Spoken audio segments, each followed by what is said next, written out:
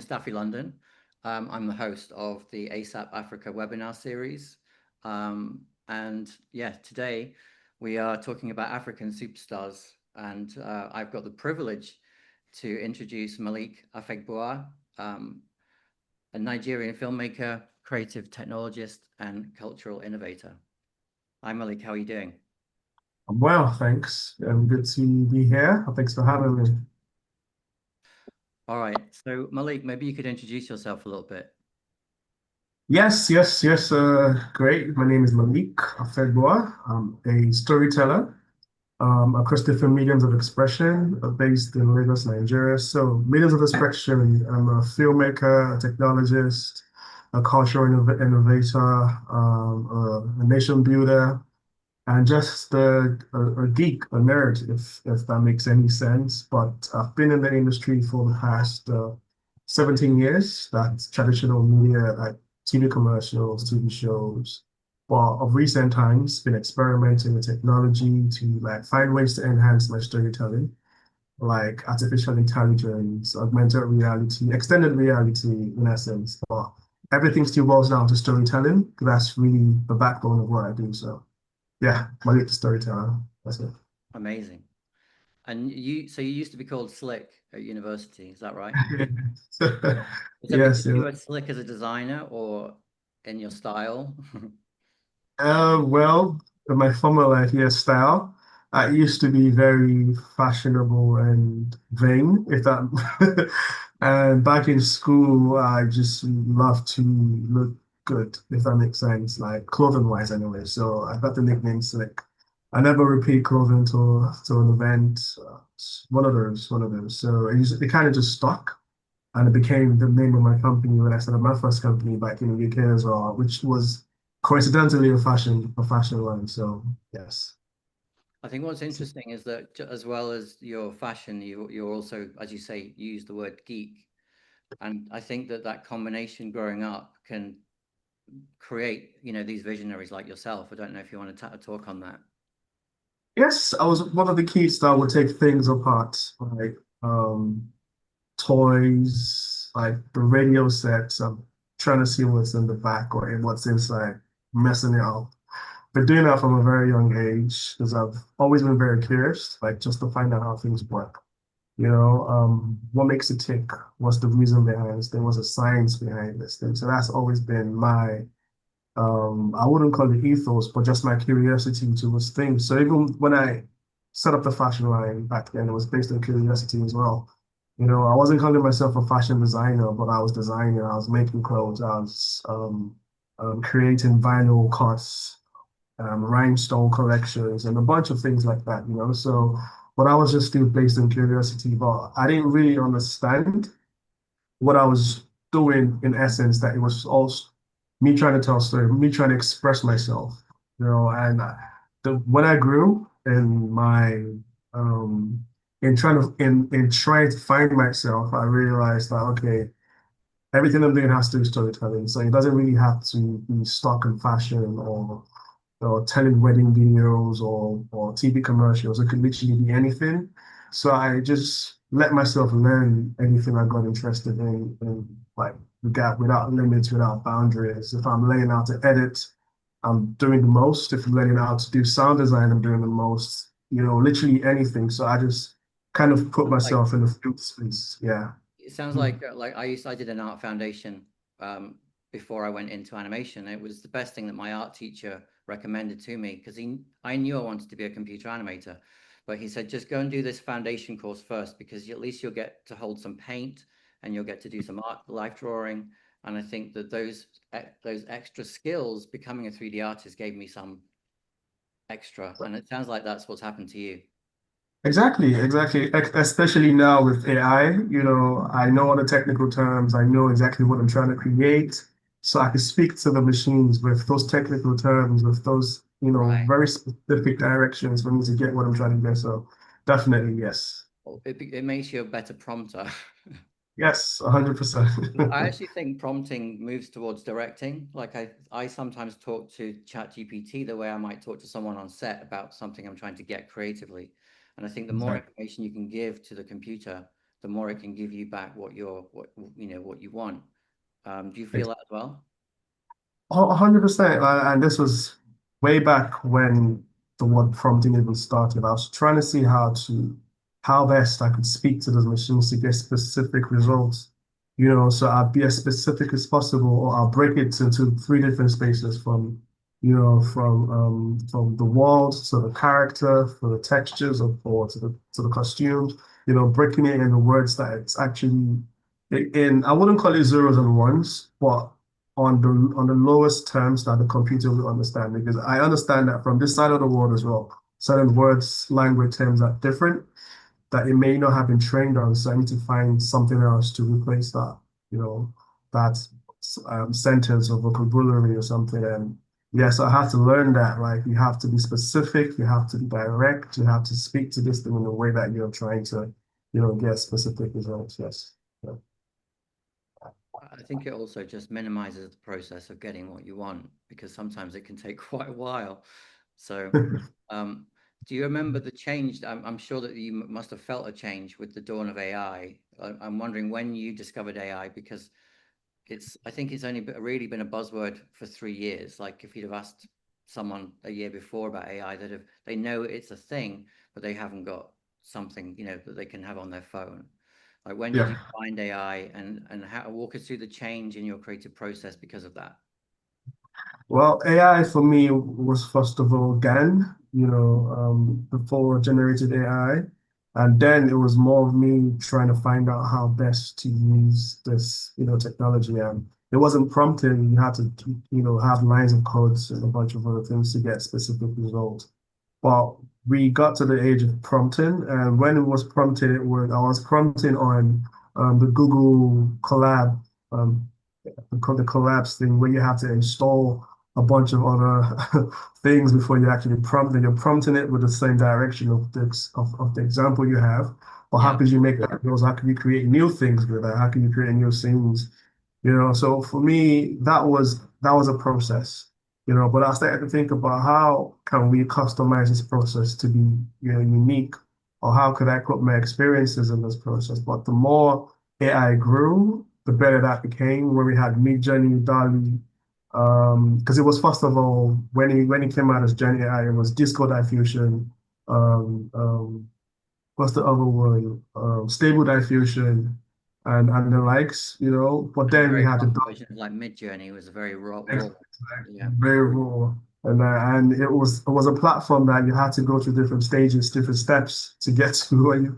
And if you miss a step, it's not going to happen. You're not getting the results. So it's very different. So Midjourney, you could just put a sentence in. And before Midjourney, there was something called Dream. Dream was the very first generated AI app, and that was only on Android phones before Midjourney. Not a lot of people knew about Dream, but you would put like a prompt with a style, and you would get like a particular type of artwork. And it was cyberpunk, abstract, and three other things. But whatever artwork you're getting out from that thing was very, very, very, very abstract. You could hardly even make out stuff from the artwork. But with Midjourney, These are images. images, yeah, strictly images. You still have them. Yes, yes, I do actually on my iPad somewhere. I kept everything. So yes, exactly. Yes, I don't know how exactly. I don't know if are you polite to AI? Because I actually say please and thank you, and I actually sort of like try and chat with it a bit. Sorry, say that again.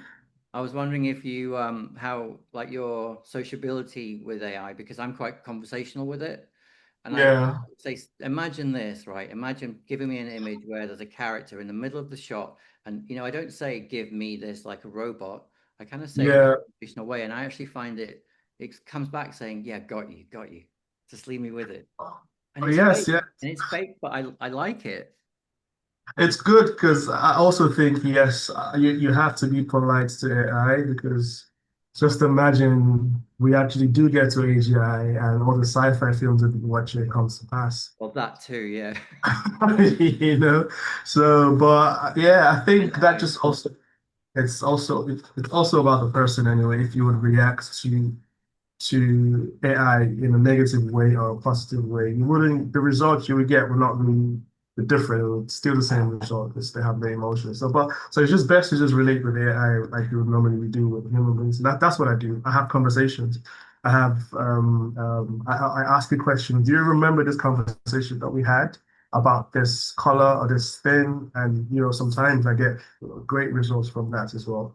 And I say tie this into that to do that. So many ways I could save time. We're trying to create something new, but I can merge things together with all of that. So yes, I definitely have conversational I feel like prompts.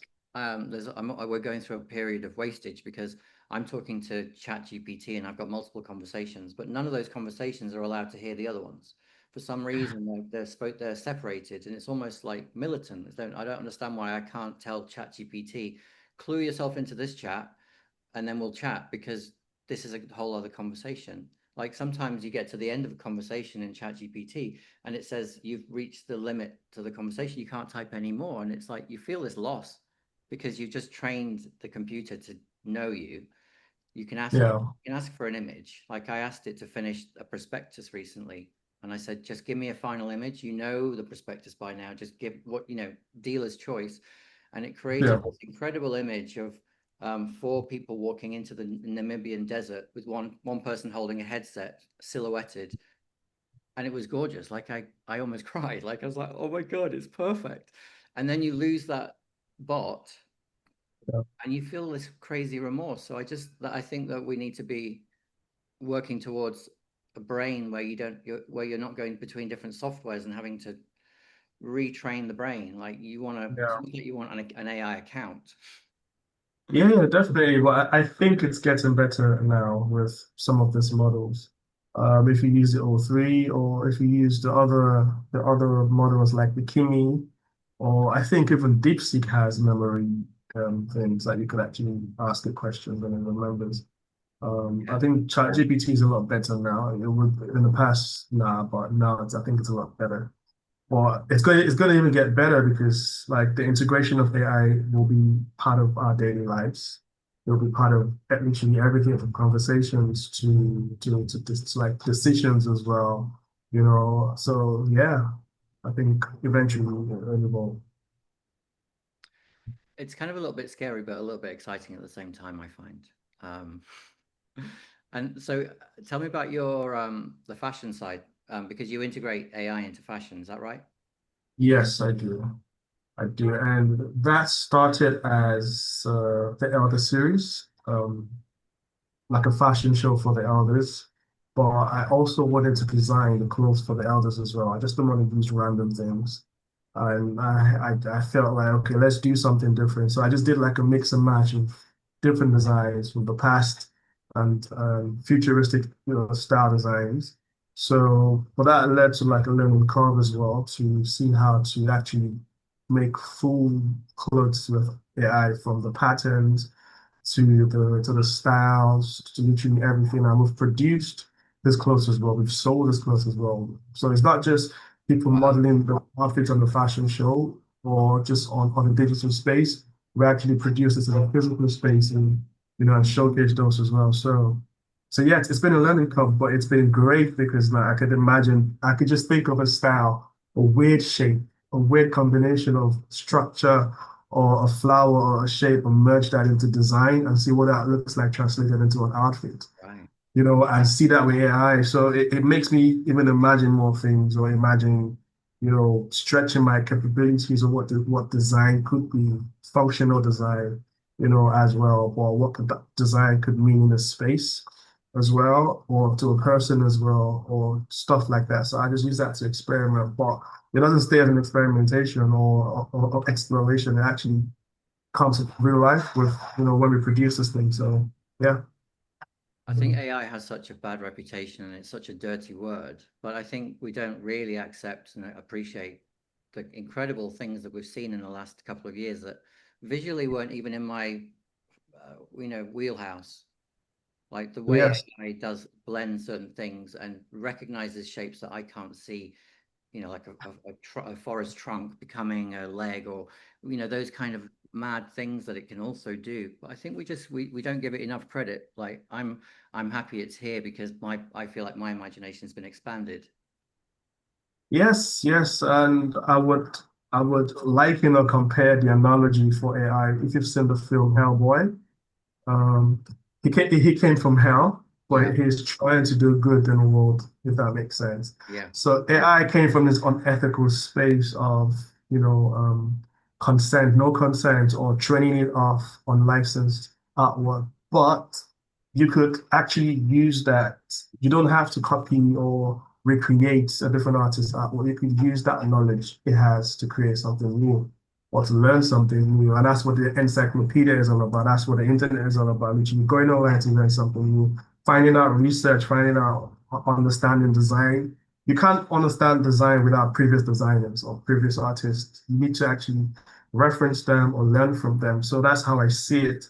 So I don't have to copy a Van Gogh to be an artist. I could learn from Van Gogh to understand shapes and color and light and create my own thing from that. So that's how I see it. So a lot of people are they're kind of missing the point, to see, okay, it's technology. It could be good, it could be bad, it could be ethical, it could be unethical. It's a tool. So it depends on the user, not the actual tech. yeah. So why don't you use it for good and forget about all these things that, people are talking about? So You yeah. make you make those decisions going in, and sometimes I think twice. I think I've given it a Stanley Kubrick image, saying, "Give me something with," and I've actually deleted it before I said go, because I realized by doing that I'm kind of complicit in the problem because I'm using someone else's work, and instead what you do is I get inspired by Kubrick in my head, describe the shot, which is Yeah. how the creative process works, whether you're using a pen and paper or using AI. And that's the thing. Human beings are different and ideologies are different. Like a lot of people would say, I don't want to, I want to have nothing to do with AI. You get people that say, oh, I'd love to train AI with my style and replicate that as well. So it's all different. And I get it because the Ghibli, for instance, spend hours and hours, like sketching and all of that. So he'll feel some type of way. I do He's the understand it. So lazy animator there is. Everything was done. Yeah. like everything was done frame by frame. And that's just the world we live in today. We just need to It find is. a way to navigate, In ourselves. terms of your like going back to the fashion, because I want to know about your process. You're talking Yeah. about everything from physical fabrication all the way back Mm. to pattern cutting. So do you start with pattern as your impetus to give AI, or do you create an image and then back trace it to the pattern, or how do you create that? So for me, it starts with ideation. I first of all think about the idea. Then I think about how do I want to achieve this idea? What are the intricacies of it? What is this I'm trying to create? Who is this for? Why am I creating it? So for instance, if I'm creating something on the fashion runway for like an elder on the fashion runway with a particular outfit. So for me in my head, what is that outfit? What does that represent? So if it's a traditional thing or an ethnic thing or a cultural thing, I would have references in my head about certain cultural materials I know or textile patterns that I know of, like the Adire, the Ankara, and all of that. But then I think about design as well. I think about how design could be, what's the word? I'm looking for what's going to come. Could be intentional, it could be random, it could be asymmetrical, it could be, any which way. But then I think about what inspires this previous designs or how could I make mine, slightly different and why, so what is the function of it? So that's what informs. So if I'm doing like a textile pattern, because I'm trying to make it look slightly different, I would sketch it on something or go on my iPad and create like random patterns and feed that into the AI system to enhance it or create variations or tile it up, then use that I start from there. So I know where it's coming from. Yeah. But if I wanted to create something that looks like an Ankara or Nigeria, then I go and check the previous patterns and I could get inspired by those shapes and geometry or what they could be, or because there are different types of patterns as well when it comes to Nigeria, when it comes to Ankara. And the reason, because I did a documentary recently on Mama Nike, who is like the queen of Nigeria in Nigeria, and she explained most of the designs in terms of what they mean, what they represent, and all of that. So I kind of have that knowledge too as well. So when I'm creating something, what does it mean to me? What could it mean to the world as well? Then that inspires my next, level of decision. It could be plain, it could just be something plain, it could be the shape, the look, and all of that. And if I don't have references to that look, for instance, if I see like there's no designer that is doing it, I could just draw a shape or find a shape that looks like that look and say, and just try somehow to make it, to turn that into like a fashion thing just based on the shape. Or I could cut out that shape, or I could, so it's, there's no set way, if that, so that's what I'm trying to say. It's just, so I first of all just make sure I start with the idea and the ideation, then Do the you find process. yourself like, do you find yourself popping between lots of different AI pieces of software as well? Oh, Like yeah, definitely, all the time, Amplify over to Magnific back to like all the time, because I also understand that every software, when you prompt, you always get a different result, like always. So I could try one prompt with 4 different AI softwares, pick the and best, there's you know. beauty in that, I think. I think what I might miss about 2025 is the fact that it often gets it wrong, and it's the wrong that I like. Whereas AI in 5 years' time will be perfect. It'll be like it's boring because it's perfect. So Perfect, I yeah. hope that I hope that they do regressive versions of AI so I can use the brain of 2025 in 2020 in 2030. In 2030. I think that's a good thing about Mid Journey because they still keep the previous versions that you can still Yeah. go create with version 4 if you want to create. And I remember vividly 2 years ago when I was trying to create human beings for an app. It was an app called a Sugar Daddy app. It was a dating app, and they were trying to fill up the database with realistic people. But when I was creating these things, it was very plastic, very smooth, very, and there was nothing like magnific when I was trying to create that. So I had to use Photoshop to literally add skin textures to that. So I found a new pipeline to add skin textures with this. And when I was done, I was excited, like, wow, I just found this new pipeline. And then guess what? 3 months later, Magnific came. I'm like, Yeah. you know, so it was crazy. That tells you that you're at the head of, that you're ahead of the grain, I think. But it's annoying. Exactly. I It's know what you mean. Sometimes you have to MacGyver everything together, like you were saying about yeah. your very first images. It's not just one thing; it's this plus this plus this. I want to ask you about Slickcity Media. So that's your, is it a production company? Yes, that's the production company. That's the mother company for all the companies that I run.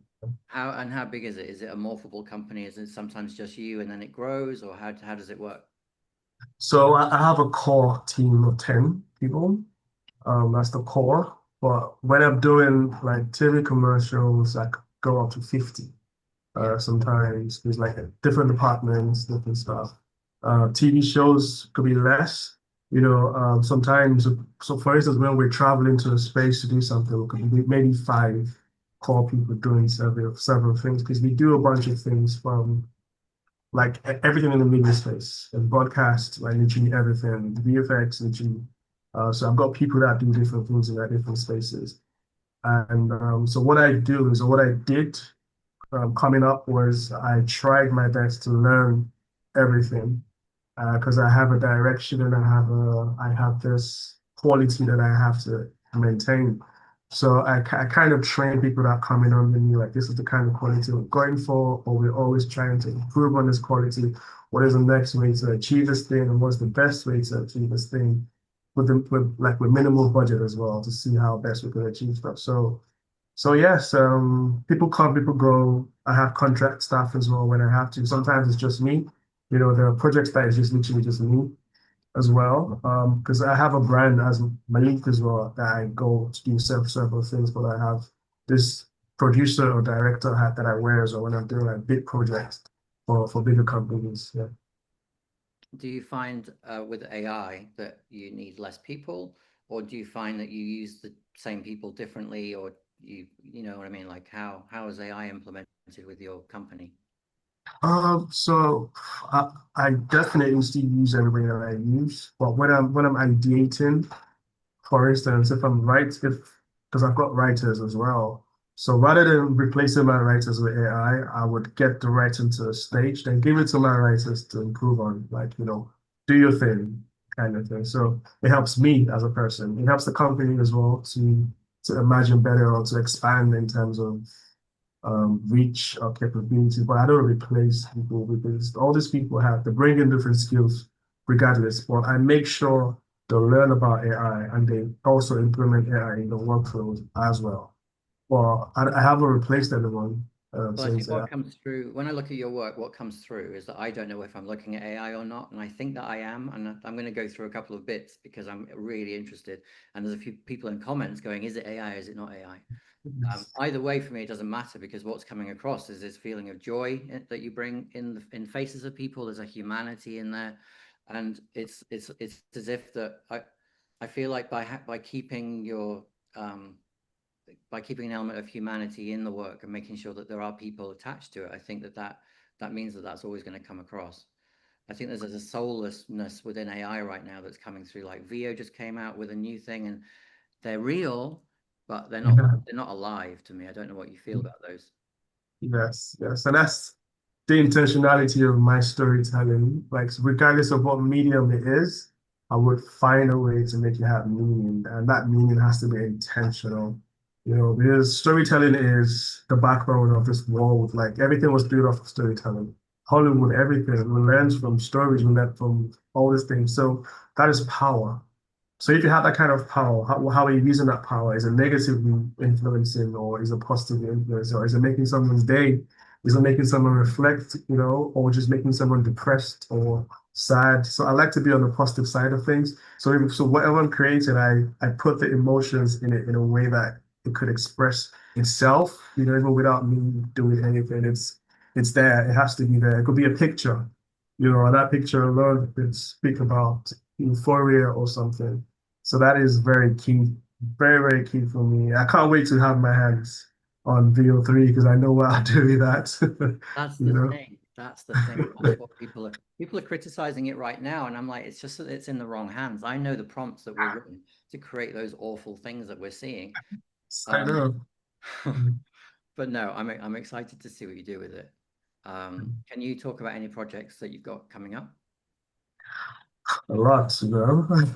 I have two fashion shows coming up this year.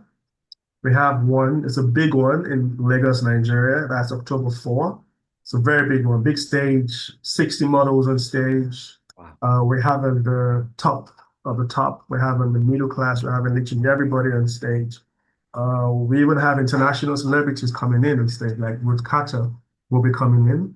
Ruth Carter is the costume designer for Marvel Studios, Wakanda, Sinners, and the likes. I did some work for Marvel Studios 2 years ago, so we became friends. So I asked her, she'll come. I'm speaking to Morgan Freeman's people. I haven't heard back from them yet, but I know Jazz, his manager. We're speaking to Jazz about it. But we're having like the richest Nigerians like Dangote, and we're trying to get them on stage to get them to work on the runway. That's for Lagos. Then we have another fashion show for November in Barcelona. We're opening for the Mozilla Festival in Barcelona this November, November 18th.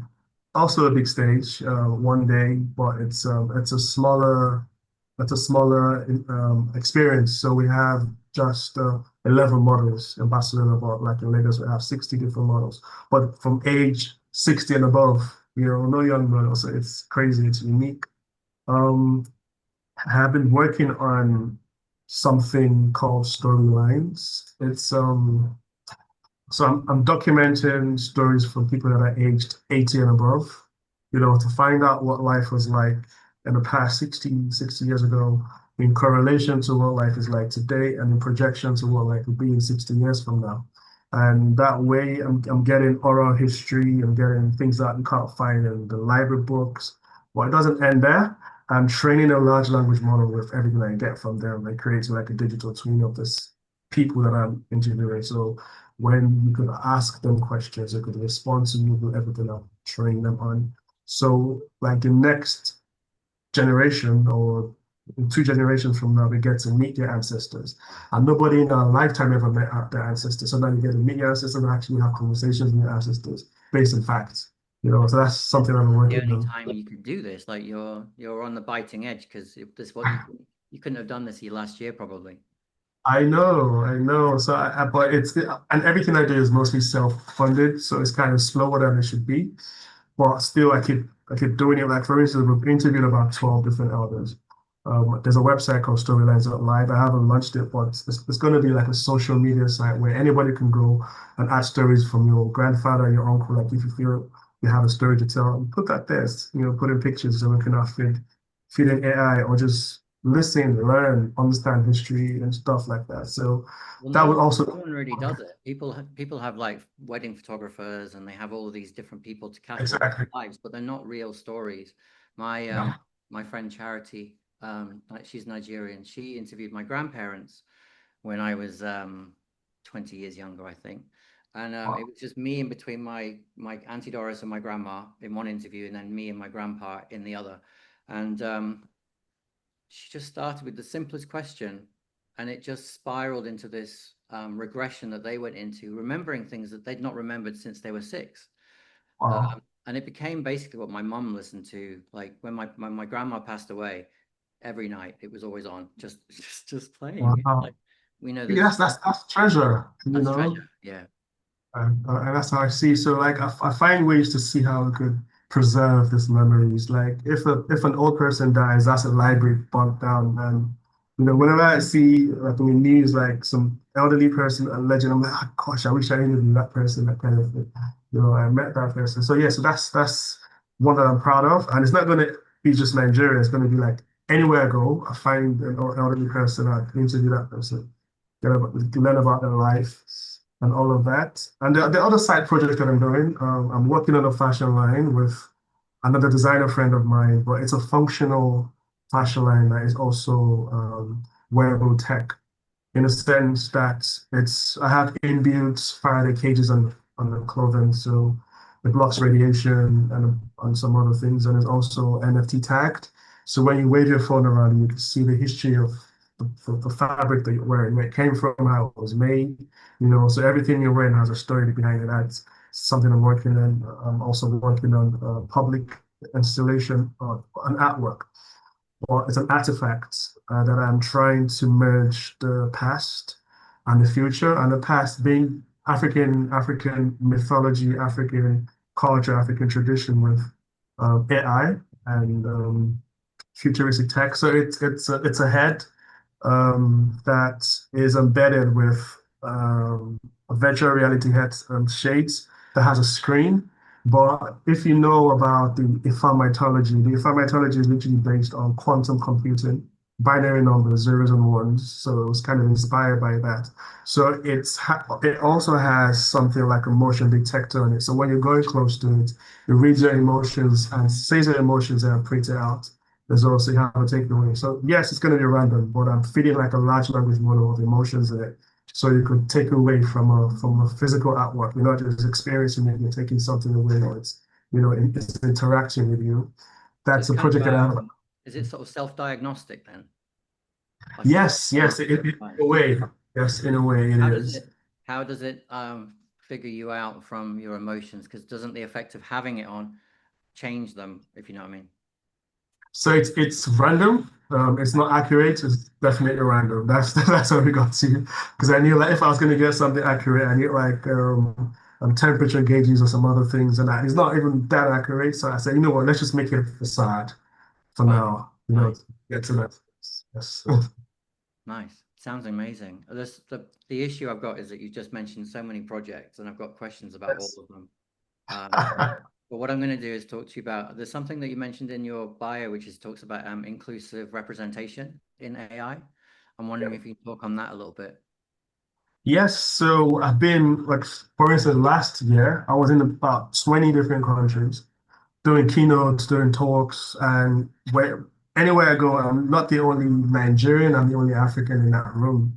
And we're always talking about Western data sets because AI was trained on the global north, not the global south, which already is a problem. So, but the conversation was also always about enhancing, the open AIs or but nobody was talking about ownership in Africa. Like, what about our own data sets? Who's doing anything about actually working on data sets or working on our AI systems or the platforms or the models? Nothing. So I am back to let me start from somewhere. Even if I can't train these things yet, let me get the data. So what I've been doing is I've been collecting, archiving, tagging, and refining data from scratch. So I go to physical spaces capture data there. I've been to Korodu, I've been to a bunch of places. What I'm currently capturing now is the royal monarchy of the Korodu, the seven monarchies of the Korodu, the masquerades, the scholars, the historians there to learn about a lot of things from there. Because when you hear about AI, especially like in countries, not even continent, it's always the main they're never the subcultures, but like in Nigeria, it's Igbo, Yoruba, Hausa. But there are many other cultures, many other traditions, many other languages. Like, so what about those people? So I'm trying to capture all the, everything that I can. But then I've done the maths. I need about 300 GPUs running simultaneously in a data farm, like to get to like 3 billion data parameters. Then I tokenize it. It's a lot of money. So but before I get there, let me even have this actual data that says represents our cultures properly, subcultures without amplifying the bias, but actually, doing the right thing, tagging it properly so everybody's part of that conversation. Well, it's about Self equalizing it, I feel like there's no equality, and there could be, and it could just be based on randomness, because exactly. randomness means that the computer's figuring it out as opposed to some brain deciding how Exactly. realistic it wants to be. And the problem with African data is there's a lot of misrepresentation, there's a lot of stereotype. When you have the news media talking about just the bad things in Africa, not the good things in Africa, it would amplify that. So Right. how about we have like a equal playing field, like proper things, the right things.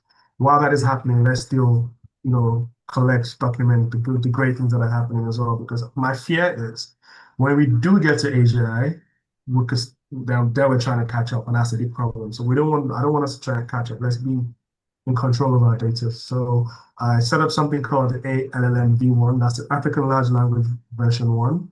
And yeah, well, still in the archive stage. From that came, I created something called the Niger TTS. So it's a text to speech for local languages, for sub languages as well. Still collecting data, but I set that up. Platform works perfect, but I haven't launched it because I'm still trying to do it ethically. I know people that have gone to YouTube to get data from YouTube, but I don't want to still do it unethically things. So actually get a real, educators, historians, people's thought leaders, scholars to actually capture these actual data sets, train this data set, target data set, turn them into zeros and ones and tokenize them. So yeah, How do that's those a data it's a sets, how do those data sets find their way into something like, say, ChatGPT? Is that one of the main issues around it? so ChatGPT and the likes were trained on like billions of parameters from everything, literally everything without like filtering and nothing.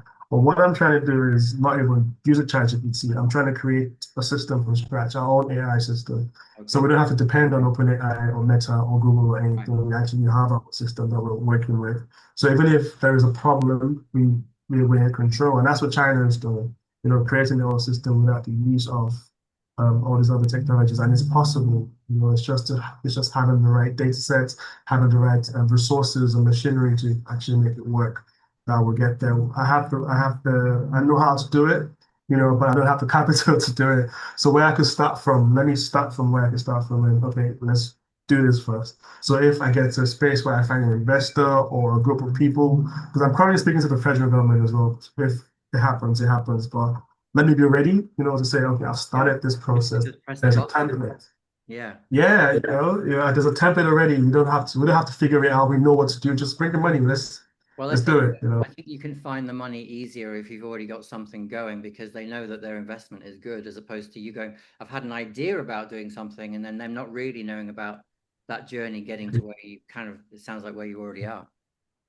It's Exactly. amazing. I directed some videos a few years ago, well, over the last few years in LA, and one of the problems that I had was using a fisheye lens with my Canon 5D, and we wanted to film in 4K. And because we wanted to film in 4K, it gave us bars at the top and the bottom, so we didn't get a full circle. Yeah.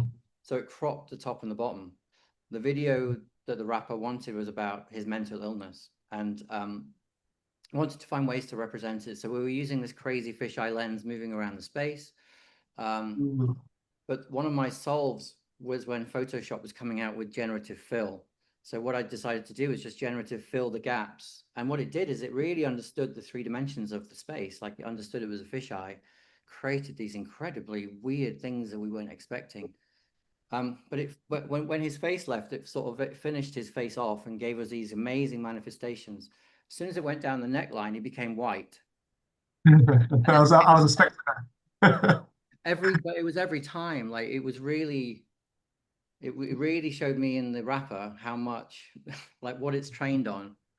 Like Yeah, it doesn't even have the sense to remember the frame before. You know what yeah. I mean? That's what I think AI needs to do, is just have a little bit of extra intelligence. Just like, how offensive do you think that is? Oh, that's the work. Like we've been battling with those things. It's so bad. Let me tell you how bad the bias has been. With Midjourney, when I used to use Midjourney, I don't know if it's changed now, but if I type in a boy in Lagos, for instance, and I would get a dirty looking boy in Lagos. I could put in a luxury boy in beautiful Lagos. I would never still get that. I'm still getting something. That could go on and on. If you try to create a black doctor treating a white patient, you would always get the reverse. Like no matter what you put, when you put in 150 prompts that has to do with HIV, 120 are black people, whether you like it or not. So a bunch of things like 'cause we did a study as well with a university in South Africa based on this bias as well, and we saw that this is crazy. Like it's really sometimes it's funny, like you could never create a naked picture or a nude picture of like literally you can't do that with AI. But when it comes to Black and African people, all you need to type is ancient African woman. You get topless African woman. Yeah, and I'm like, what is going on here? So it's just Like, still trained on that crazy global like stereotype that but it's wild. these are things I feel, like the billionaires who own the companies, if they had some sensibility and were actually listening to the people that this really affects, that they could add an algorithm so easily that just basically says, when you're creating a human and the race of that human hasn't been specified, or the shape or the gender or whatever, just to go da, da, da, da, da, Yeah. just do that, and as long as it's like you've made it as random as possible, and then that's it. That's just, it just chooses random or ask. Oh, and that's the thing. I keep wondering, like, why didn't they just involve engineers from the side of the world to be just part of that, data set? Literally, it was nothing. So, But I but think it's hopefully, because these people don't have the sensibility to understand reality because they're billionaires, so they don't really understand what's going on. well, that's the thing. So when I thought about this thing that you said about like even also the billionaires don't have that sensibility, I still don't blame them in the sense that okay, they've put out this tech, so it's not left to us to refine it, like to make it ours in a sense. So you don't want someone else to tell your story for you. So you can control your narrative. That means you need to be part of the forefront of, making that change. So that's why I'm not just a consumer. I like to be part of building or refining in a way somehow. So when I have talks, I speak to other creators, I always tell them like, just be part of the change, be part of the conversation where you're actually controlling your data or controlling the narrative, but also the kinds of stories that you put out matters. Like if you put out stupid stories or whatever that is, making you look bad, AI will be trained on that. So you have to be intentional with the kind of stories that you're putting out as well, and not just blame anybody for it as well. So I did a thing where I asked ChatGPT to come up with interesting questions for you based on your profile, just to see Okay. what it would just to see what it would ask as an interesting question. So I'm Yeah. going to run through a couple of them because found them quite interesting, but I've tweaked them. So one of the Okay. questions was, what inspired you to center old African figures in such a futuristic, fashion-forward way? Which I liked, but my extra question is, why is it so rare to see people represented this way? That is the thing, and that was mind blowing for me as well, because there is something about identity that it's still a big problem in Africa, and that is because of colonization and a bunch of other things. So, but I felt like storytelling is the best way to change mindsets, perceptions. And when you go online and you see things about culture, Africa, but anything, it's mostly stereotyped. It's mostly like we're asking for permission. You know, it's always like, oh wow, I can't believe you're in Nigeria kind of thing and you're doing this thing, or you know, there's this Kind of expectation. condescending. Yeah, you know, and I felt like that is not good. What are we doing about it? And so that's why my storytelling always has to amplify the self, amplify the identity, amplify who you really are as a human being, regardless of what race you are as well. But first of all, as a human being, who are you and what role do you play in this world? And, you know, why do you need to have permission to do anything? You know, that kind of thing. So that informs my storytelling. So that's what also informed the other series, or you know, portraying them on the fashion runway, looking elegant, powerful, bold, you know, because that's who we are, really. So But yeah, that's but I've not seen people like this. Like these to me are like the first thing I see is happy and strong and so so future. So like, yes, you know, it's a real vision. no, I don't can you see my screen I've just shared? yes, Okay, great. like Like just to run through it really, just to, so people can get an idea whilst we're talking about what I'm talking about. Um, it's just because it's just so incredible. I've got the weird videos as well. I like, for example, these images I just adore. So I was gonna do a party last year for just for the elders, but it didn't come up because I couldn't raise enough money to do it. So I said, you know what? Let me start with AI, and maybe when they see what the party looks like, then I can maybe raise funds for them, do that later this year or next year or something. It So that's makes when sense to be at the party though. Like it looks like such a vibe. I know. That's what you've got is you've got authentic. It doesn't look weird. Like, you know, you'll see like babies singing, you'll see these weird things Yeah, that people can do, but you make people question whether you shot it. exactly. That happens a lot actually. So And this is a typical Nigerian retail woman, you know, that you'd find. And so what is extra in that thing? Because they don't drag go-karts in the markets. That's just weird. That's why I felt like let's do no, something it- to it's the gangster sort of element, isn't it? Like, it shouldn't be happening. It's brilliant. very nice. One in particular that I want to, this one here is just so beautiful. Spending a day out with my aunties in the water park. So happiness is free. My mom used to always say, happiness is free, you know, and that's why, like, because like she's actually the main inspiration behind everything that I started doing with elderly people. And she passed away, you know, and when she did, the only way I could communicate with her is through my stories, through Wow. her happiness, you know, through, you know, a lived life of fulfillment. And that's why everything I do, like literally everything I do is based off of that as well. So So there's a comment here. It says, "Say, bro, is this AI?" And my question is, does it matter that it's not AI? Or does it matter that it is AI? because for me, it's not about the tool, it's about the story. Hmm. You know, so that's why sometimes I don't even care to say it's AI or not, because just watch the story, be inspired or be touched by it, regardless of if it's AI or not.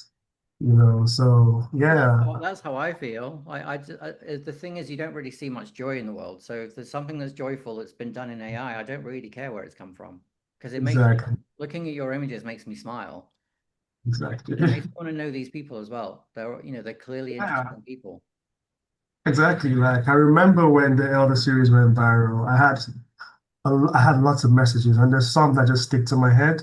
And I remember one was my grandfather had not smiled for the past 10 years, but when he saw your images, it was laughing all day. Thank you. Ah. What? Another one is my mom is always depressed, you know, but I showed her your images today, and I saw her smile for the first time in a long time. And I realized, wow, like we need a lot of goodwill and happiness in this world. Like, a lot of people are going through things. A lot Well, of people are, you I feel know, like like, I feel like you need a channel. I feel like you need Malik.tv. I definitely think you should do one just that's just about joy. Like, because when you're feeling down, sometimes you just want to click. I turn the TV on like this because I just don't know if I'm going to see something. I just, my temperament doesn't have the emotional capability. Yeah. Actually, nah, you're onto something there, actually. I think you're onto something because, like, personally, I've not been creating as much as I would create because as a human being, we all go through, stages, phases as well. Sometimes when I'm going through something, all I have to look at is my son or my daughter, and they're just laughing at me or smiling at me. I'm like, whatever I'm going through is just gone in that moment. So I definitely get what you're saying. Are your kids as creative as you are? Oh my God, yes. I don't even want to go. My son is going to be 5 in August, and he's like he could read at 4. I didn't know he could read. I never taught him how to read. Like, well, he could read sentences. He could operate my virtual reality headset, like everything. He could do stuff by himself. And crazy. My daughter is just 9 months, about to be 10 months, and she's already trying to walk like everywhere. My son didn't crawl; he walked straight. Just started working and so that's so yeah. Sometimes, but I feel bad for them sometimes because I know how crazy I could get in here. Yeah. I think And I they're lucky. remember, I think they're lucky to have a parent like you more so than someone that's not, thinking at all. well, true that. But sometimes it could be. I remember when I was in primary school, I used to be always in my head. Like I'm always imagining, like my imaginations. It still happens. So I always find it like I always try to wonder how I went through school because I live mostly in my head. But I'm the lucky ones that I don't really have to study much to pass kind of thing. I just know it is coming. I just do it. But I remember most of the time the things that was in my head than physical things that I had interactions in school, and I get scared about those things sometimes because I'm like, am I normal? What's going on? I had my imagination just go like, you could be speaking to me right now, I've gone, but when I'm back, I continue that, I keep having that conversation with you because Yeah, somehow that's a skill. it's crazy. I don't know how that It's happens, a but skill. The but problem is, yeah, that people, I'm the same way. I can listen to a conversation here, be looking over there, taking in a texture or something, someone's telling, and they think I'm not listening to them. And they call me exactly. out on So, it. I'm like, no, you just told me this, and this. yeah, yeah, I'm like, and they're like, no, you can't listen. I'm like, I did. I listen better sometimes when I'm not focusing on that. I just get it. Yeah, yeah. So for that, I see my son sometimes and he's just lost in thoughts, studying something, and I just look at myself in him. Oh gosh, I know exactly what you're doing, kind of thing. But it's good. I think it's a good feeling as well. Another question from ChatGPT. How do you see AI as a tool for preserving and evolving African cultural narratives? Now, I changed the question to do you see AI as a tool for doing that? But I actually feel like you've already answered the question by talking about the project that you're doing for the 80 plus people. I feel like that's in that same world. Yes, and even to add to that as well, if we're to combine AI with immersive technology, that is also something. What if so like 4 years ago, was it 4 years or 5 years? I had a collaboration with Meta to re to capture the Kofa Matter dye pits in Kano. That is the space where tie and dye materials are made from scratch.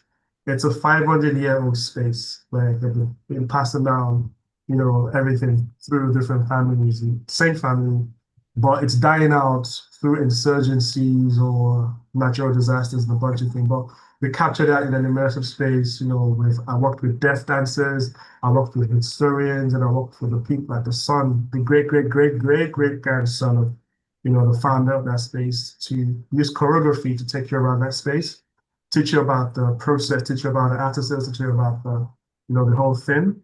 But then I thought about what if we could recreate spaces that don't exist anymore, either to war or natural disasters, and use AI to enhance those spaces in virtual reality so you could like revisit the spaces as well, recreate historical characters that you could only find in black and white textbooks, but in an immersive space. So it's a project I thought about last year, but that's probably going to be like a 2 year, like maybe next year or a couple of years because of all the things we're doing. But Yeah, that's a way that I feel like AI could definitely, reimagine and preserve culture. yeah, 100%. Yeah, I did a geopositional AR project a few years ago, but it was so political, I can't even tell you what it was. It was kind of protest piece. Um, Mhm. my friends were so nervous about how effective it could be. They essentially told me to can it because they were kind of worried for my safety kind of thing. But Wow. but to see it working, it was a statue that I created, and you can basically just say on the map where you want it to be, and then you can go to that place, turn the phone on, and it's just there. You know, it's crazy. Creating like Wow. art in a liminal space, I think, is a really Wow. strong future. I So agree. we should. I I'd agree. definitely be interested in knowing more, and how you progress with that. It sounds like important work as well. But yeah, definitely, definitely, definitely I'm working on that. Okay, so, and one more question from ChatGPT. As a creative technologist, where do you draw the line between human intuition and machine intelligence in your storytelling process?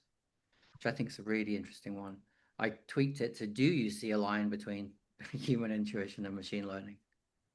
So machine for me is it's a co-creator. It's an enhancement to what I already know. So I could have this knowledge, background, experience about something, about a project, or if I was trying to make a film or a documentary or a research paper or anything.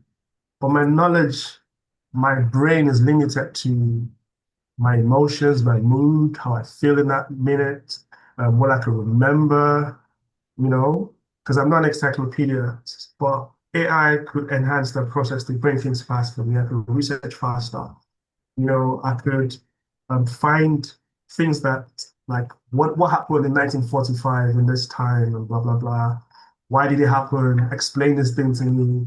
I could go deeper. I could keep going deeper and understanding certain things that I could not really ask a book, or ask a Wikipedia, or AI could go around, search the web for me, search books for me, and I'll make sure it finds all the references for me as well, just to make sure Right, that they're credible as well. So I could check the references, make sure that from that I could learn.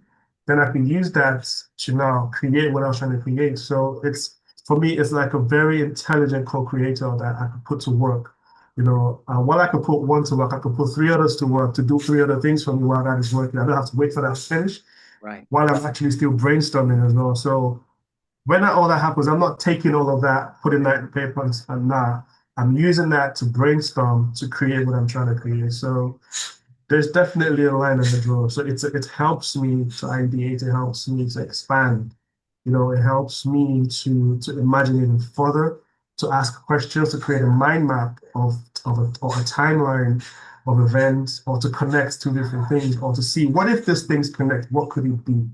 Many questions that I would be asking professors or all of that, or trying to ring or sending emails. But nah, I don't need that anymore. I could just quickly do that, and it's all based on how you use the technology. I use it in the sense that I already know all the ethics and unethical, whatever. But now I feel like I have this a million encyclopedia to my disposal. What do Yeah, I use it for? How can I gain knowledge? So, sometimes I'm not working on anything, but I want to learn something new, and I find something that I don't understand. For instance, how does the motors in the camera or something work that I just never knew, but I just learned that in that yeah, process and yeah. find everything. So there's a line, and it's definitely not a replacement. It's an enhancement. That's how I see it. Amazing. Your views on imagination. This is your question. Yeah. Oh, I think. Well, so initially I used to be worried. I used to be worried, very worried that I wasn't normal. Because my You my what? imagination that I wasn't not that was not normal. That I was weird. Normal. Yeah, That's a horrible word. I know, right? And that was me in the past thinking Right. that what is wrong with me? Like I could just keep my imagination could just keep go wild. But when I realized that when I started to put that to use, it was like a superpower for me. I could come up with stories in a second. I could come up with instances in a second. That's because I have had many stories in my head from childhood to I can remember stories I had when I was not let me not say three, but when I was as young as five. I could remember situations, I could remember places, I could remember a lot of things. So when I put that today, so I'm always going back in time. I'm always going back in history in my head. I could smell something now, and that just takes me back to when I was 11. And what was I feeling? Why was I feeling that way? Where was I? How could I use that today? What did I learn from that? So my imagination is my superpower. I never thought about it that way. That was what led me to the Elder series. I thought about fashion show for the seniors. In my head, I was just raced on it. I was just, I've got AI. I just started researching that. Do we have anything? And I started creating that. So that's what happens. So that's what happens to me today. I could just be thinking about shape and objects in a space. I'm like, oh, I have to create this. And I'm just trying to do that. So That's the I let thing. my imagination go far. That realization that sometimes that your imagination is stunted by reality, that you just go, oh, Yeah. it'd be amazing if. I imagine your brain works like 10 steps ahead, and often sometimes to answer the first question, like your researchy type question, would take so long that you're like, I'm already at like 4 or 5 in my brain, and you're almost sort of waiting for it to catch up. So Yes. now, like AI is a sort of realigned you to just be able to be pure Yeah, definitely. brain. And I remember during COVID where we didn't have AI, and I like to challenge myself a lot. Like I love a challenge. So I was challenging myself. My wife was pregnant with my son, my first son then, and she was always sleeping, and it was just me. So I'm like, okay, what do I do? So I said to myself, I want to write an original, like something that is not based off of a different story or anything, like an original thing. I wrote 3 originals, an anthology series, and 2 films during COVID. And in my head, I'm like, okay, everything is possible, if you just put your mind to it. Yeah. And those originals I still can them because I'm like, that is another level, that's another phase. If I start that, that's a different thing, because like it's expensive, it's imaginative, it's wild, it's very different from far from Nollywood, ambitious Hollywood, if you know what I mean. So it's crazy. One of those things that you'll see once in 10, once in 5 years. I know stories came from the space of not just research, but from a space of imagination. And what if, what if, what if, what if? And I start to research on things. If there are similar situations, or what if this happened, stuff like that. So yeah, but when AI now came into space, I could now develop those stories even further, find new instances, new variations, new approaches, world building, character building, all of that, like with AI. And that was where I actually stopped when I was stuck with a writer's block. So that actually helped me to expand it even more. The anthology series that I wrote was just 2.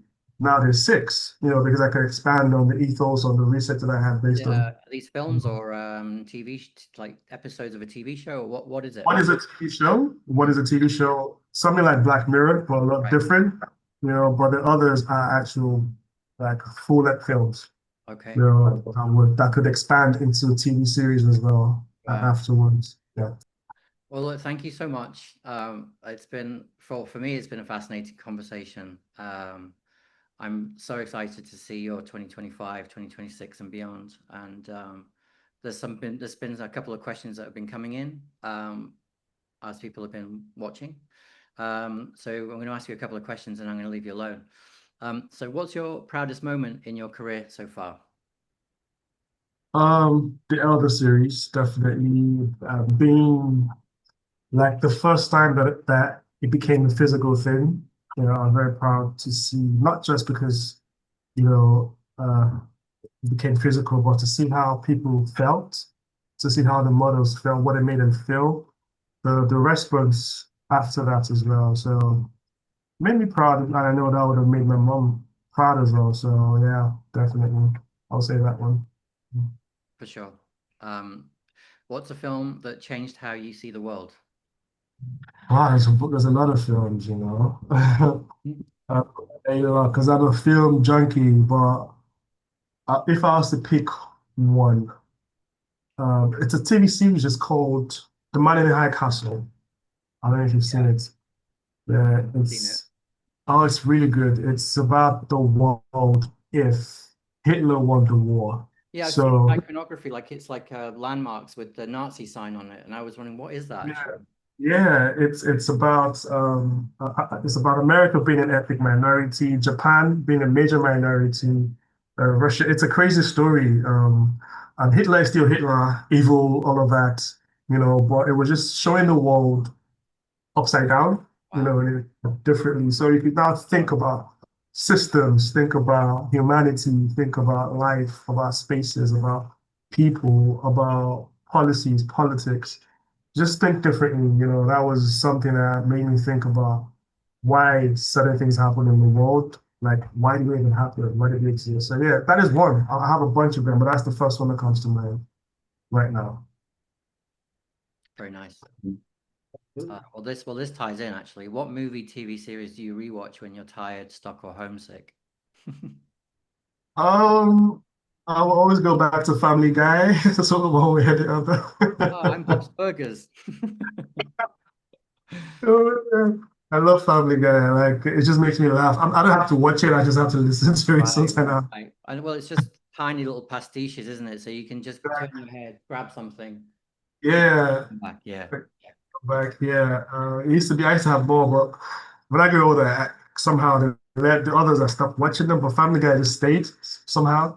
So I could have nothing to watch, but I could just pop that on, and when I'm working, I just stupid joke, and I'm like, gosh, who wrote that? So yes, Family Guy. Nice. Finally, who is a mentor or teacher that you still hear in your head? Gosh, this might sound what's the word I'm looking for? But yeah, but myself. It's myself. So I grew up fast. I started to take risks fast, like earlier. Like I have a story that I'm still going to share with the world, but that's going to be in my book. So I've been through a lot of things growing up in terms of, you know, from before school, after school, and stuff like that. So it's always me. Like I never really had. I don't have a senior like an elder brother or uncle to like show me how to do this, do that. I had to learn. I have four elder sisters, so they do the thing.